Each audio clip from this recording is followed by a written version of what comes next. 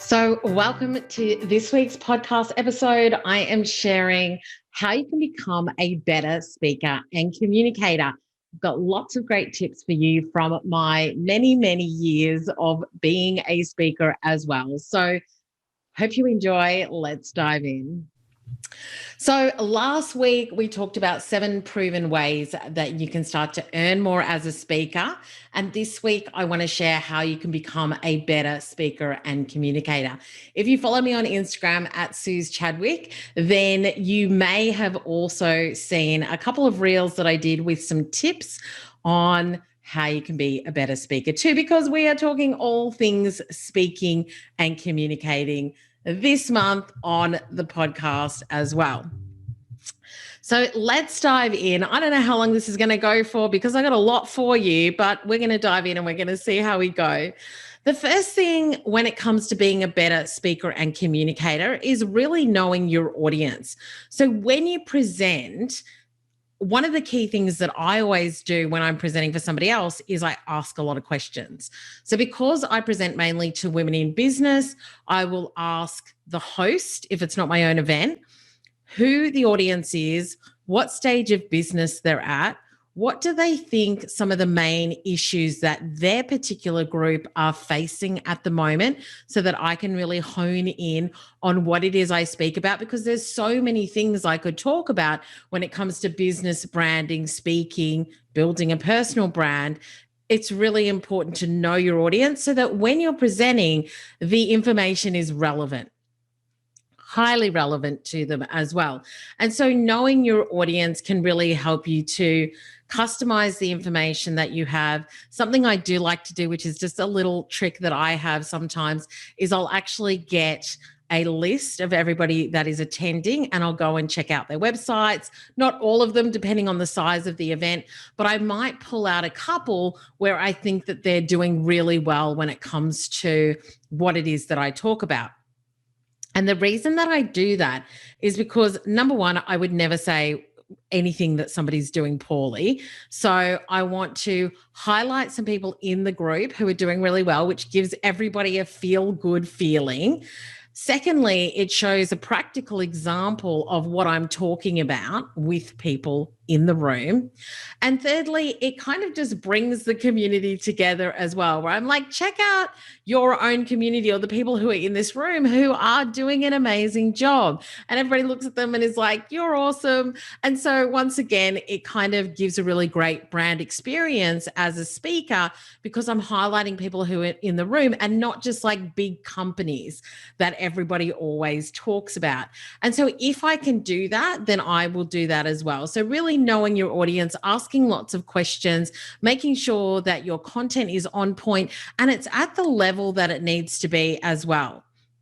So I spoke at a really big conference a while ago, and I did say to the organizer, what level are your audience at? And she said, they've been in business for a long time. So these are their key issues. They've probably been in business 3, 5+ years. And so I'm not going to be coming in there and talking about, things that are new, things that I'd talk to newbies about. So it's really important to make sure that you get it at that level as well. So number one is really know your audience when you want to become a better speaker and communicator. The second thing is really think about what action do you want them to take. And I think this depends on where you're speaking and who you're speaking to, and also I guess the format of your presentation. So for example, if you're a keynote speaker, then you might just be there to share your story, inspire them, challenge them. Otherwise, if you're doing a training, then obviously it's going to be very practical with key steps. If you're on a podcast, it might be a mix. You might share a bit of your story as well as share what's happening in the market right now. And you might be sharing tips and tricks that the audience might need to know about. But think about what is the action that you want them to take. I think that when I have listened to great speakers, there's a few things, and we'll get into some of them a little bit later as well. But story is a really important one. But practicality, lessons, and actions as a listener are some things that I really love to get out of other people speaking as well. So what did I learn from this? What is the practical step I could take now that I've heard them speak? If they've challenged me, what is it in my own life or business that I want to now take action on? And sometimes as a speaker, if you can articulate that for your audience, then it can really help them to adopt what it is that you're saying, as well as be really practical with it. So you could potentially use that by saying, if you really want to build your brand, then one of the key things you have to make a decision to do is step up and start to be visible. It's not about being an extrovert. It's not about being bright and colorful. It's actually about you deciding to share your thoughts, your beliefs, get involved in the conversation, show up regularly, and share what it is that you're here to share. And so that is one of the things that I believe you need to do if you want to build a bold brand. And so I've now challenged them. I've given them practical and actionable steps that they can take if that's the outcome that they want. So really think about what those actions are that you want your audience to take. The other thing I want to say here from a selling perspective, because obviously we talked about how you can earn more and get paid as a speaker last week, but also thinking about seeding.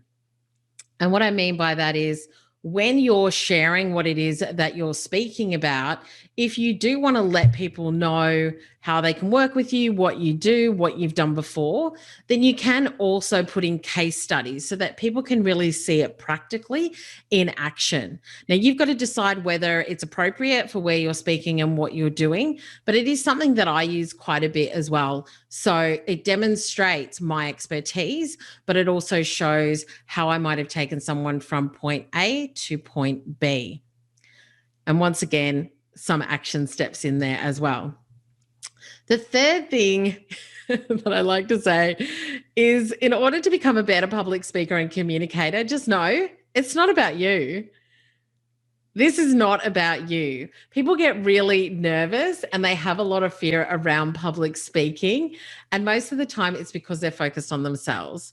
And so I want you to really think about, when I get up and I speak, and right now, as I'm recording this podcast for you, I'm thinking about maybe one of my community who is sitting and listening to this and thinking, okay, next time I get on a podcast, next time I speak, I want to make sure that I'm being actionable, that I'm being connected to my audience, that I know who I'm speaking to, and not just generally, but I've asked some great questions. And so my point for recording this podcast is so that you can learn some of the things that have helped me to be a really effective and successful speaker. So I'm focused on you. I'm focused on what you need and some of the things that I see people struggle with when they're trying to become a more confident speaker.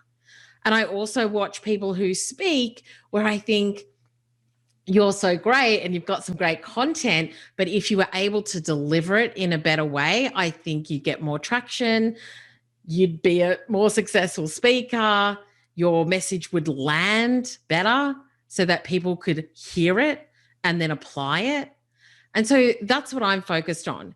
When I speak and I teach in the Bold Speakers Collective, I am sharing all of my knowledge on how I've built my speaker brand, how I've built a revenue stream as a speaker, and all of the ways in which I earn money as a speaker as well. So I'm just thinking about, how can I give my students everything that I know when it comes to speaking as well? So always think about your audience. Don't focus on you. If you do get nervous, I just want you to kind of flip that and think, this is going to be awesome. I'm going to share some great information with this group because I know who they are and what their needs are right now. And this is going to be so fun. And so I'm here for them. I'm here to serve them. I'm here to teach them. I'm here to do things in a way that's going to make this a really great experience for them. So remember, it's not about you, it's all about them. And one of the key things when it comes to it's all about them is also that brand experience. How do you want them to feel after they've listened to you? How do you want them to feel as they're listening to you?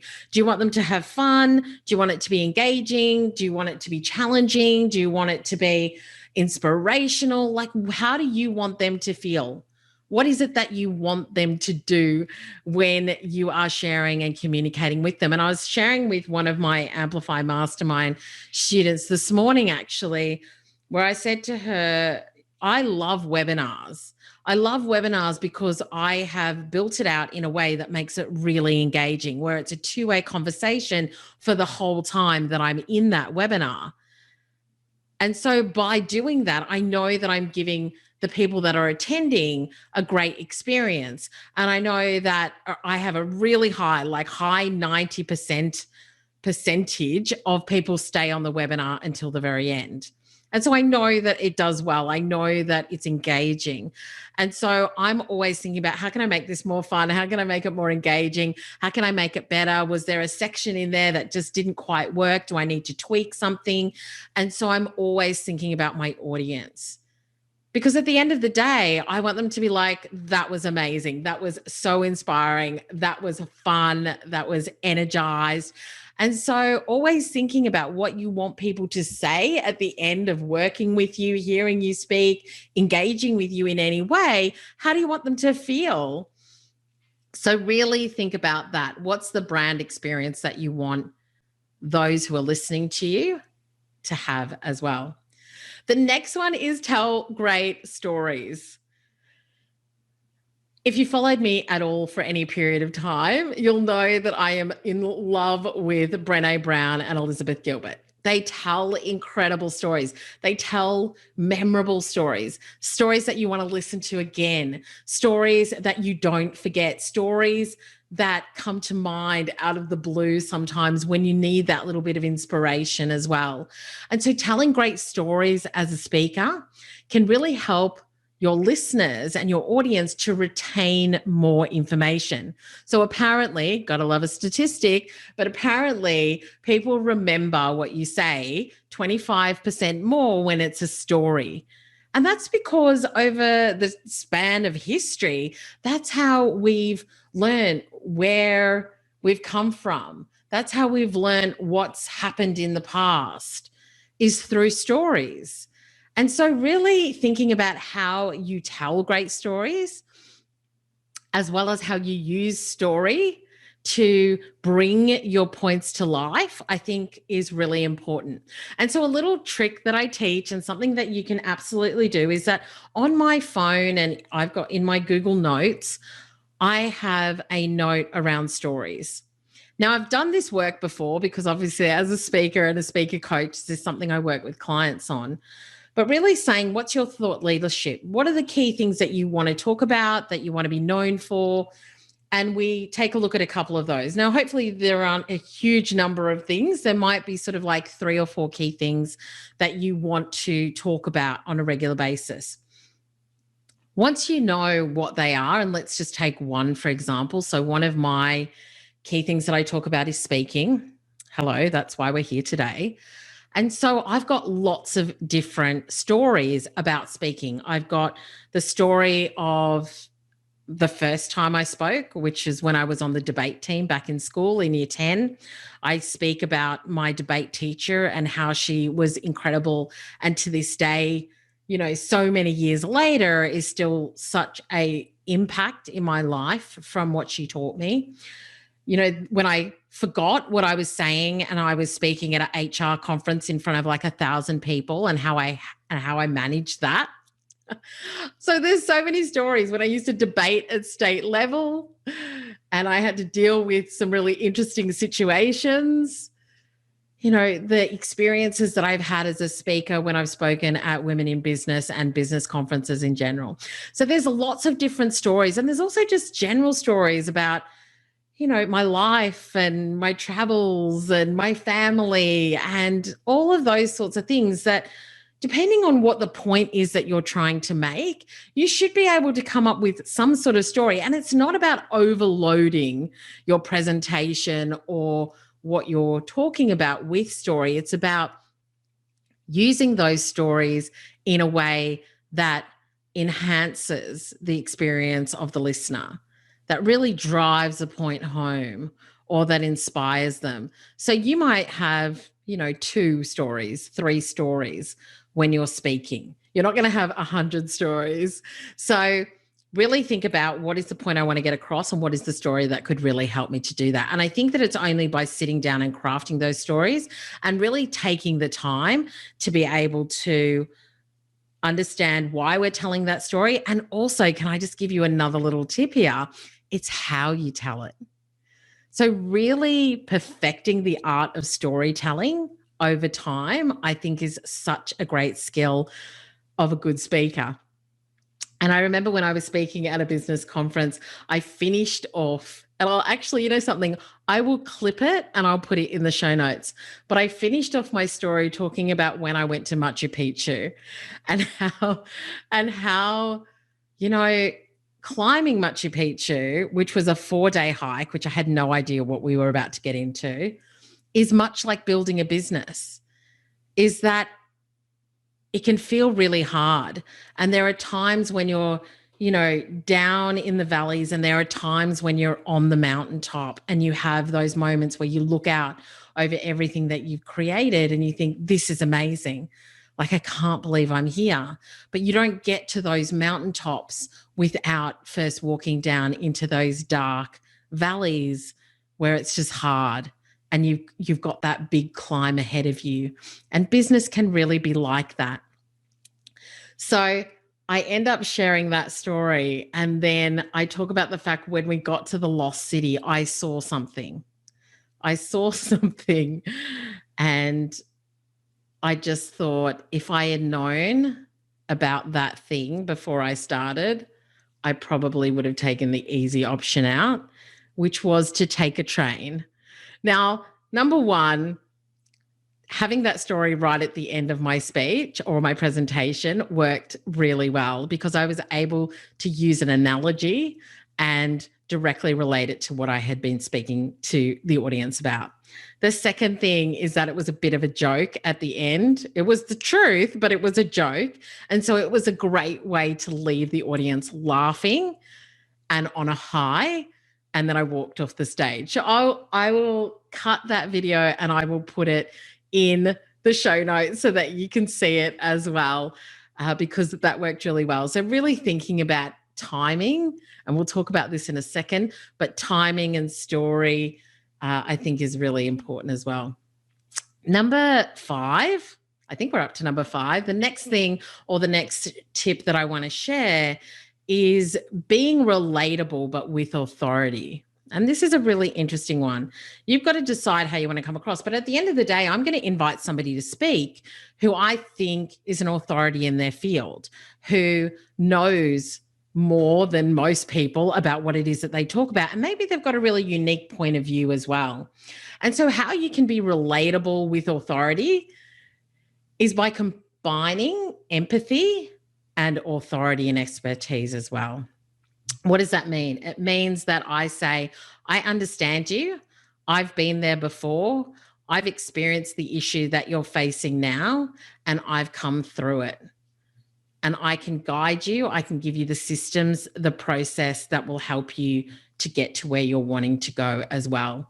And so really thinking about, how do I show my authority with my unique thought leadership, with my unique perspective, with my story and experience, but really constantly be in an empathetic way with my audience so that they know I've been there before.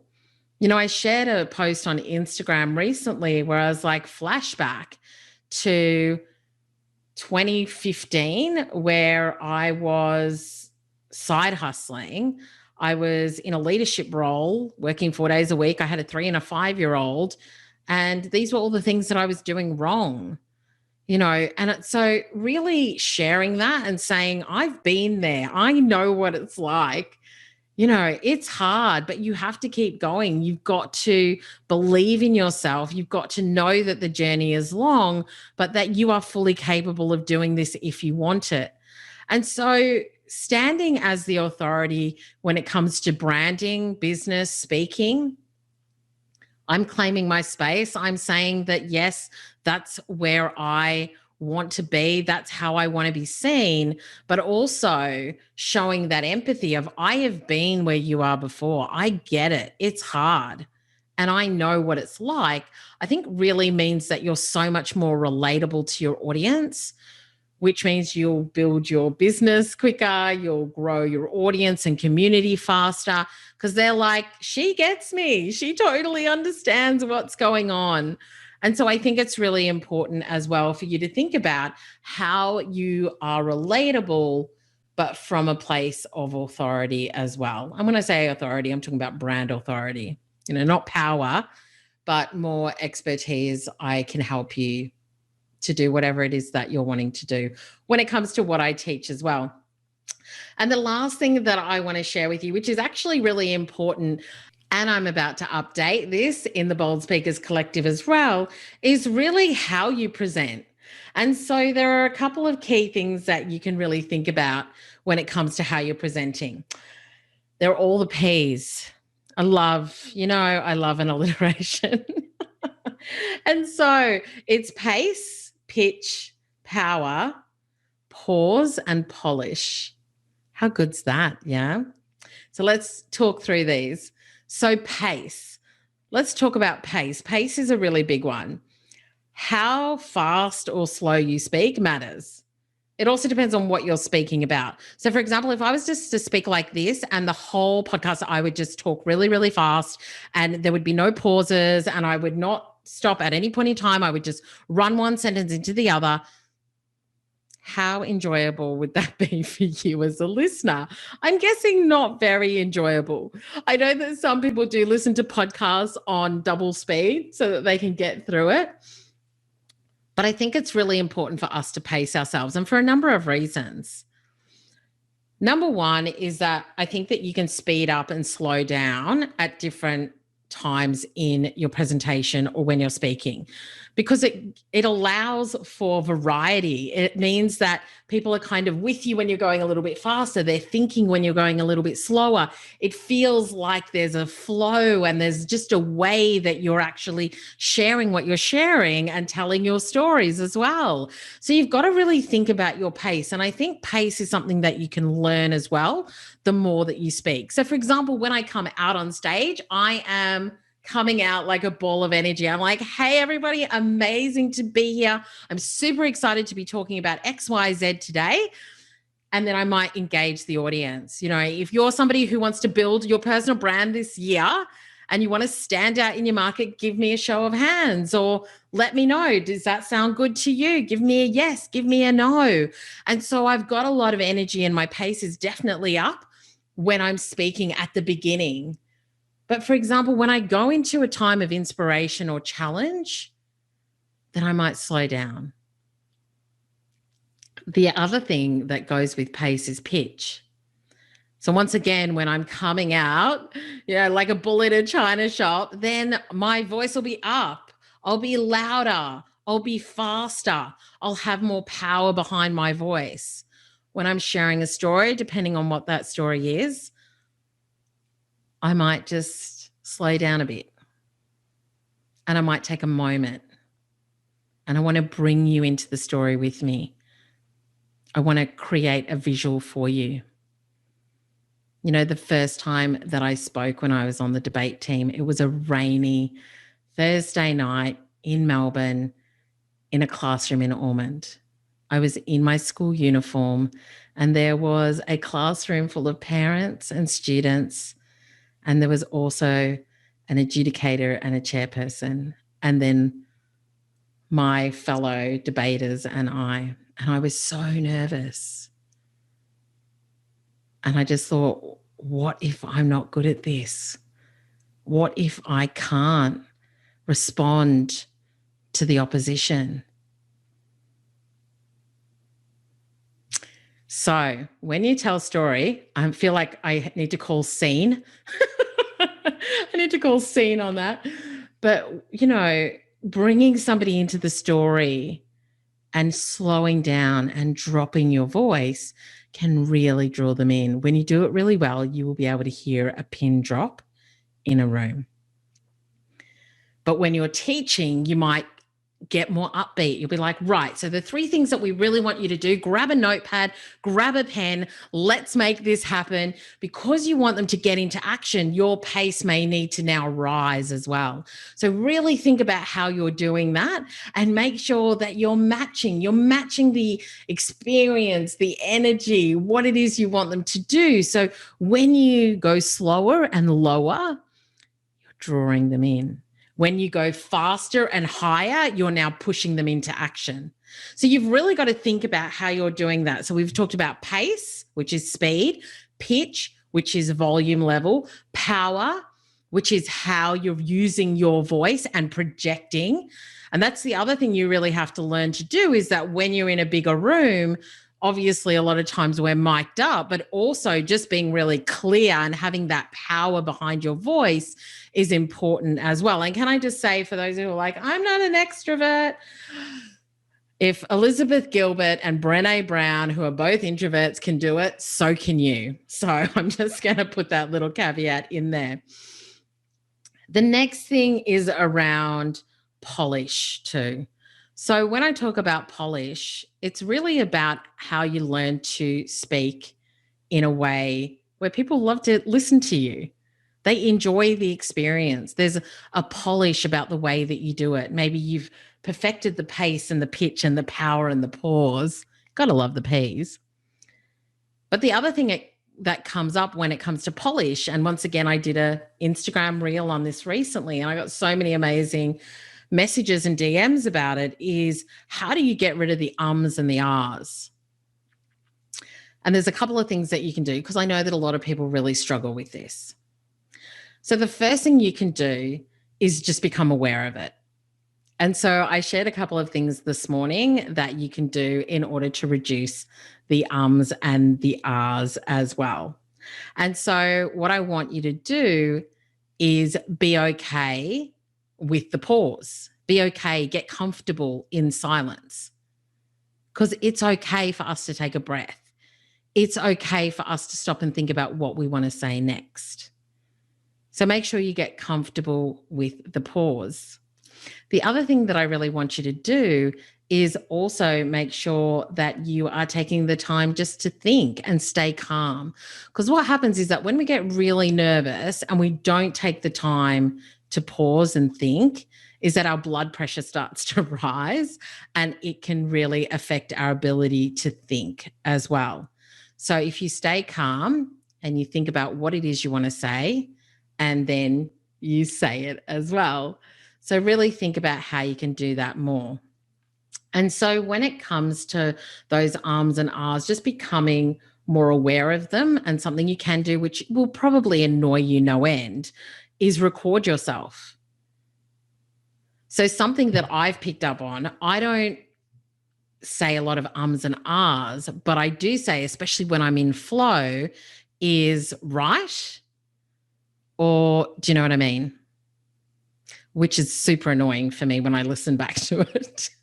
So sometimes I do edit it out of the podcast. I don't have to edit it out too much, but I do edit it out every now and again, because if I'm really passionate and in flow, then I will say that, right?